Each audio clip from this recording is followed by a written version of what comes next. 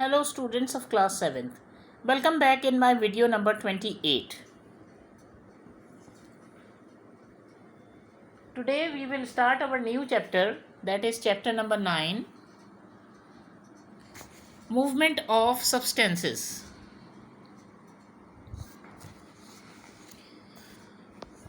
Open your page number 87 and read this introductory paragraph. Introduction. The process of movement of substance is very important in a living body to ensure that each part of the body receives its proper share. Substances का movement हमारी body में एक process है पूरा, उसके लिए वो बहुत इम्पॉर्टेंट है ताकि हमारी बॉडी के तमाम हिस्से जो हैं वो एनर्जी का प्रॉपर हिस्सा हासिल कर सकें। मूवमेंट ऑफ सब्सटेंसेस से जो एनर्जी हमें मिलती है उससे हमारी बॉडी का एक एक हिस्सा जो है वो प्रॉपर शेयर अपना हासिल कर सके। You know that plants absorb water from the soil by their roots.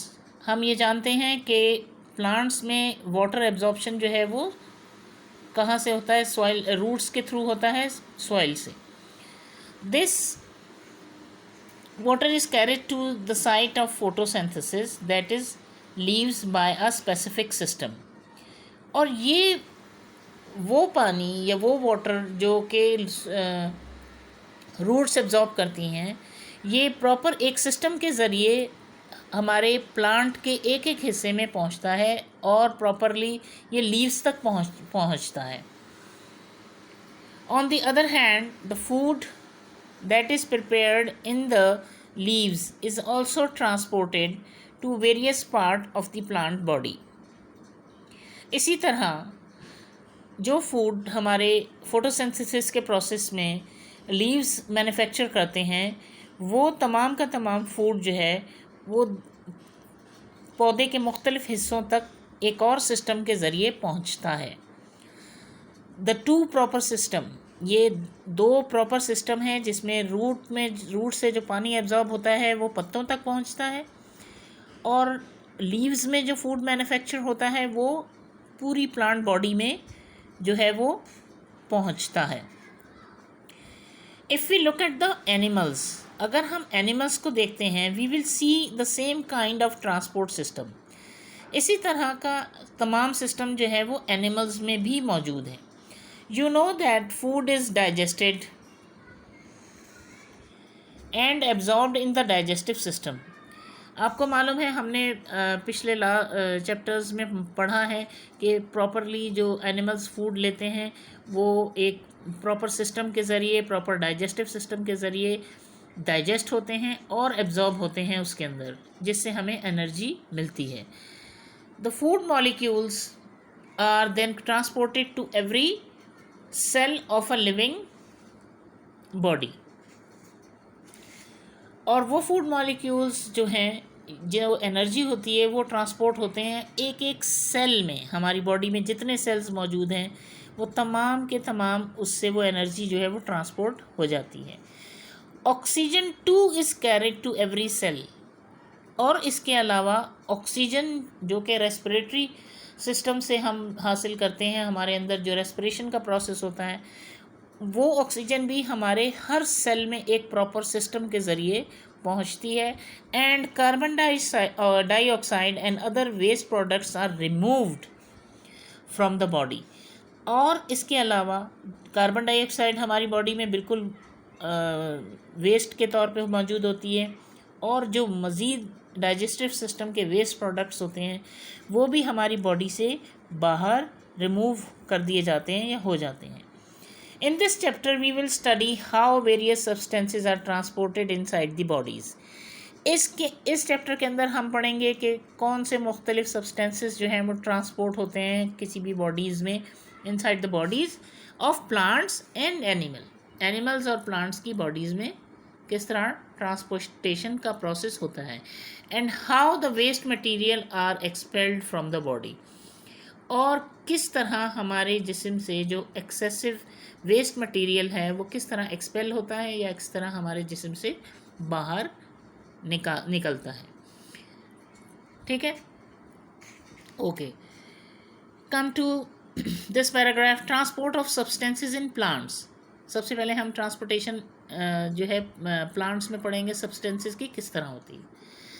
There are 3 kinds of plants, herb, shrubs and trees. हमारे पास 3 तरह के प्लांट्स मौजूद होते हैं, जैसे herbs, shrubs and trees.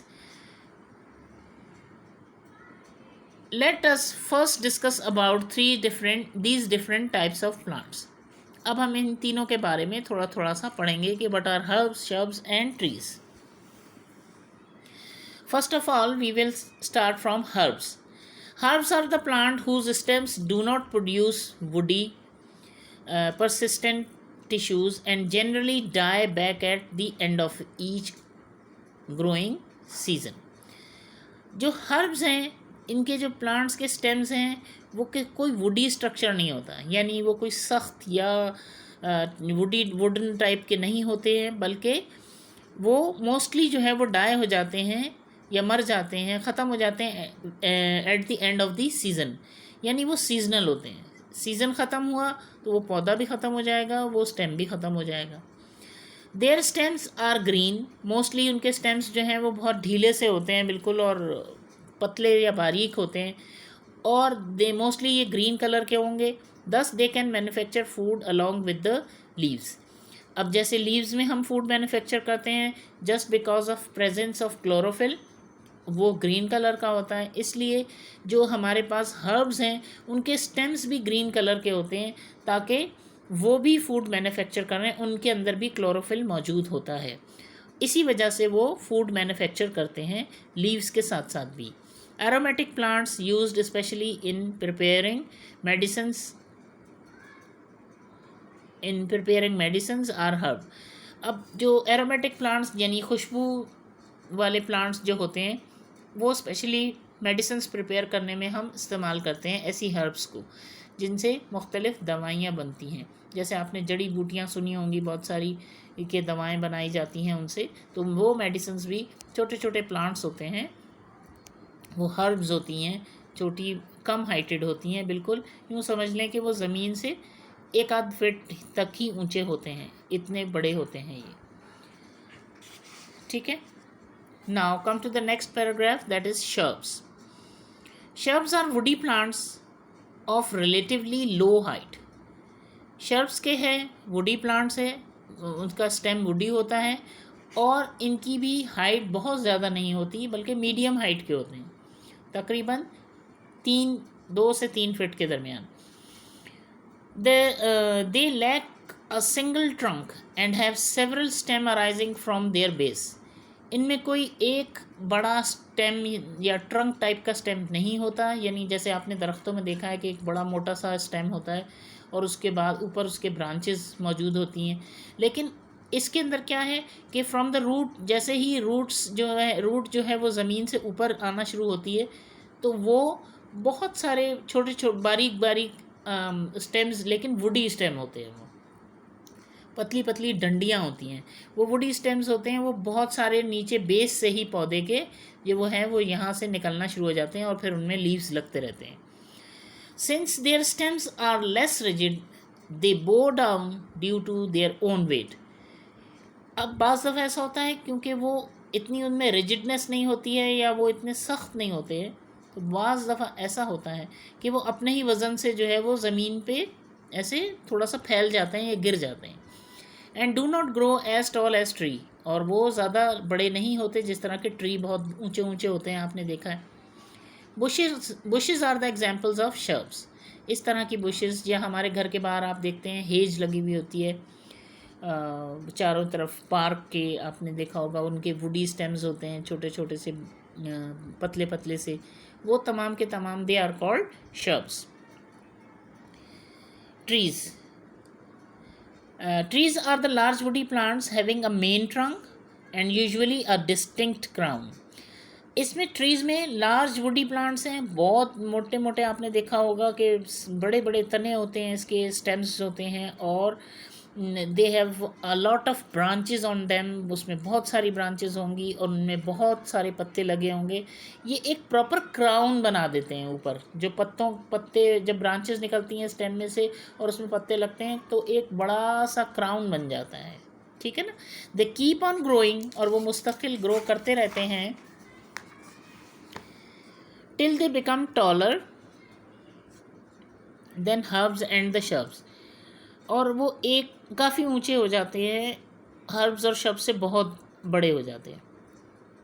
Since the trunk of a tree is very tall, आप देखते हैं कि ट्रंक जो होता है, ट्रंक कहते हैं हम स्टेम को, स्टेम कहते हैं तने को, ठीक है ना। जो ट्री का तना होता है वो बहुत लंबा होता है। Water and food materials need to be transported in its body over a large area. अब चूँकि इतने बड़ा सा दरख्त होता है तो उसमें पानी और फूड मटेरियल के ट्रांसपोर्टेशन के लिए उसको के लिए ज़रूरी है कि वो एक बड़ा एरिया उसे रिक्वायर्ड होता है ना, क्योंकि दरख्त इतने बड़े बड़े होते हैं। Among these plants herbs need to transport their food in smaller area. ज़ाहिर है हर्ब्स छोटे छोटी सी होती हैं, छोटे छोटे प्लांट्स होते हैं, तो उनमें स्मॉलर एरिया में ट्रांसपोर्टेशन की ज़रूरत होती है फूड की और पानी की। As their green stem also take part in photosynthesis, और चूँकि आप जानते हैं कि उनके स्टेम्स भी हर्ब्स के जो हैं वो ग्रीन कलर के होते हैं, उनमें क्लोरोफिल मौजूद होता है, तो they can manufacture their own food also. तो उसमें तो ट्रांसपोर्टेशन की ज़रूरत ही नहीं है ना, जब स्टेम ग्रीन कलर का है तो फोटोसिंथेसिस का प्रोसेस भी उसमें होता रहेगा। Since shrubs and trees are woody plants, अब में तो ग्रीन स्टेम है, लेकिन शर्ब्स और ट्रीज जो हैं उनके जो स्टेम्स हैं वो वुडी हैं, लकड़ी उनमें जो है वो वुडी हैं, ब्राउन कलर के होते हैं, उनमें कोई ग्रीन कलर मौजूद नहीं होता, इस वजह से वो अपना फोटोसिंथेसिस नहीं कर सकते, सिर्फ उनके लीव्स के अंदर फोटोसिंथेसिस का प्रोसेस होता है। सो since shrubs and trees are woody plants, transport of water and food occurs in their body in larger area, इसीलिए उन्हें बहुत ज़्यादा जगह की ज़रूरत है अपने फूड को ट्रांसफ़र करने के लिए भी और पानी को ट्रांसफ़र करने के लिए। Have you notice that leaves have veins, आपने देखा है कभी कि लीव्स के बैक पे वेन्स होती हैं। पत्ते देखें आपने, पत्ते को उल्टा करके देखेंगे तो उसमें बहुत सारी वेन्स आपको जाती हुई नज़र आएंगी। Each vein is made up of a specialized transport tissues, हर एक वेन में एक दो स्पेशलाइज्ड ट्रांसपोर्ट टिश्यूज़ होते हैं, एक कहलाता है xylem, one is xylem and other is phloem, for transport of water and food material, और उन दोनों का काम क्या है, वो ट्रांसपोर्ट करते हैं पानी और फूड मटेरियल दोनों को। These tissues are together called vascular bundle, अब इन दोनों को मिलाकर हम इन्हें कहते हैं कि vascular bundle. Whenever we use the word vascular bundle that means you are talking about xylem and phloem. They have got different function, उन दोनों के मुख्तलिफ फंक्शन हैं, अलग अलग फंक्शन हैं। Let us discuss their functions. Come to the paragraph of xylem. Xylem is an important plant tissue that carries water and mineral salts from the root to leaves. Xylem is एक बहुत important tissue है किसी भी plant का, इसलिए कि वो carry करता है पानी और मिनरल सॉल्ट्स जो कि वो रूट्स एब्जॉर्ब करती हैं और वो उन्हें लीव्स तक पहुंचाता है। It consist of bundles of pipes running along the main axis of stems and roots. अब मैं आपको फिगर दिखाती हूँ 9.1, ये देखिए। अब इसमें देखिए ये पिंक कलर का जो है ये जाइलम है, ये स्टेम का ये एक ट्रंक है, यानी एक इसका सेक्शन ट्रांसफर सेक्शन हमने लिया है एक तने का, स्टेम का, और इसके बिल्कुल सेंटर में है ना, मेन एक्सिस पे बीच के अंदर ये वेस्कुलर बंडल है, ठीक है। ये पूरा जो पिंक है और ग्रीन है ये वेस्कुलर बंडल है। ये पिंक वाले जो सेल्स नज़र आ रहे हैं ये जाइलम के हैं, यानी ये वाटर एब्जॉर्ब करते हैं पानी उसमें रूट से और इन्हें ट्रांसपोर्ट करते हैं। ये देखें ये पूरे जाइलम है, ठीक है ना, ये जाइलम है। अब इससे पानी जो है ना वो ट्रांसपोर्ट होता है सेल टू सेल, एक सेल के बाद दूसरे सेल से।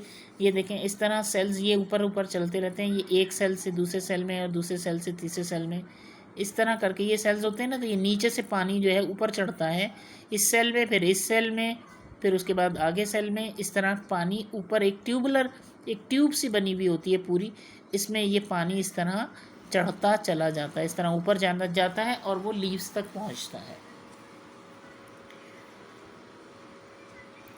The process of water transport through xylem is known as conduction.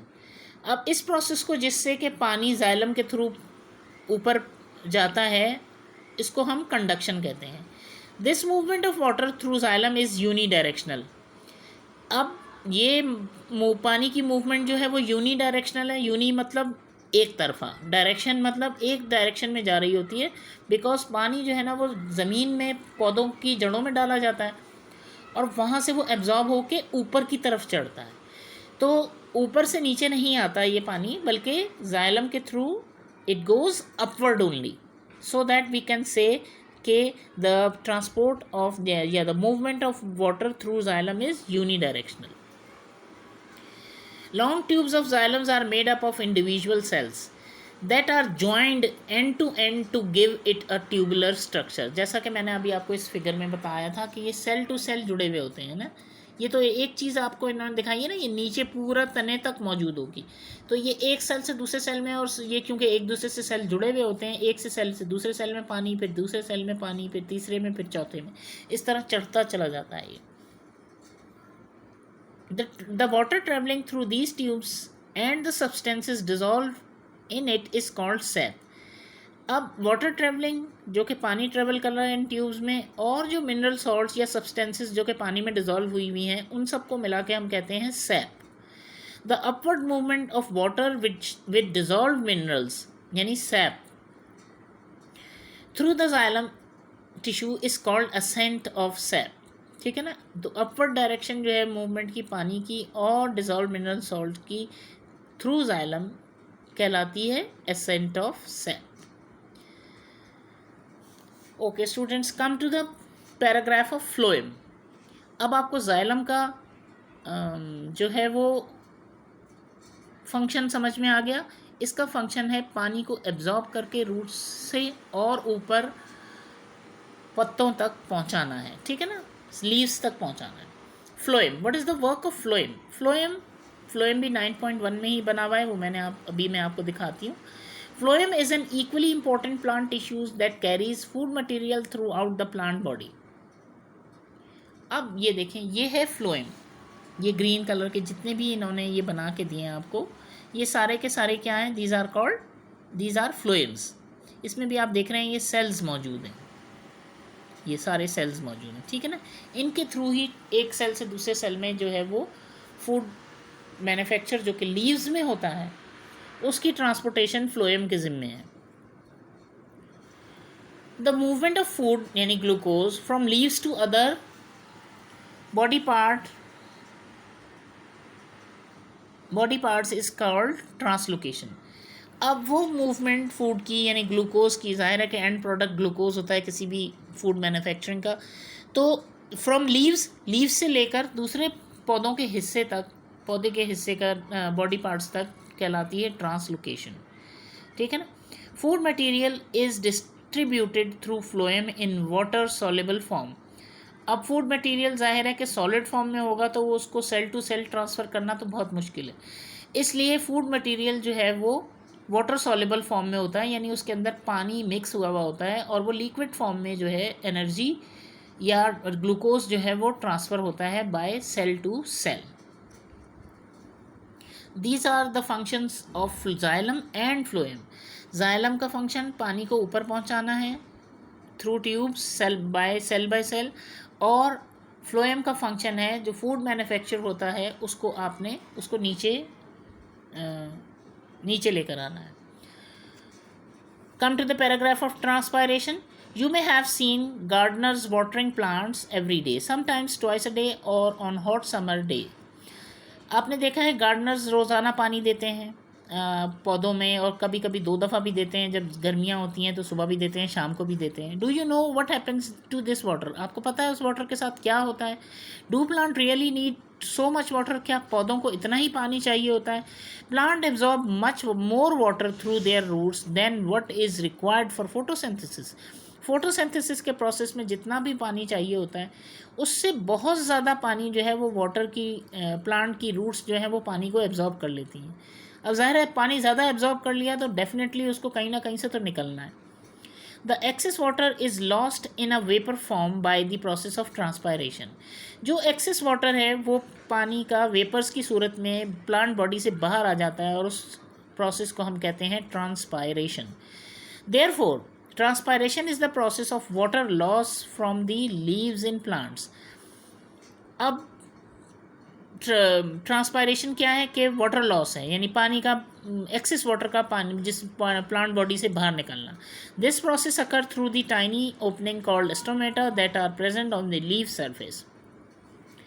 ये बात आपको स्टोमेटा के बारे में मैंने आपको जब हमने फोटोसिंथेसिस का प्रोसेस चैप्टर नंबर 1 में पढ़ा था, उस वक्त मैंने आपको डिटेल से समझाया था कि स्टोमेटा जो है वो छोटे छोटे से पोर्स होते हैं लीव्स के बैक पे, उससे जो है वो ब्रीदिंग का प्रोसेस भी होता है, और उससे एक्सेस वाटर जो कि पानी का ज़्यादा हो जाता है जब पौधे में, तो वो ड्रॉपलेट्स की सूरत में हवा में एवोपरेट हो जाता है, जो कि हमें इतना ज़्यादा नज़र नहीं आता है, लेकिन बहरहाल वो वहाँ से पानी निकल जाता है। ठीक है, अच्छा, come to the next page, that is page number 89. You have now you know here. Please इसको कीजिएगा। Stomata, match the correct answer. What is the correct answer of stomata? Stomata का correct answer है transpiration. Stomata transpiration होता है, तो you can write here 2. What is the work of xylem? Xylem का work है transport of water. Transport of water. Root सी है, root का काम क्या है? Absorption of water. The leaf का काम क्या है? सिंथेसाइज ऑफ फूड, यानी वहाँ फूड मैन्युफैक्चर होता है। What is the work of ई? फ्लोएम। फ्लोएम का काम क्या है? Transportation of food. ठीक, तो ये 2, 4, 1, 5 and 3। Number 2, fill in the blanks. A the dash and dash, yani xylem and phloem together make up the vascular system in plant. Number 2, in transpiration water is lost as vapor. C, transport of glucose from leaves to all parts of the body is called translocation. Xylem conducts water only in upward direction. E, the upward movement of water through the xylem tissue is called ascent of sap.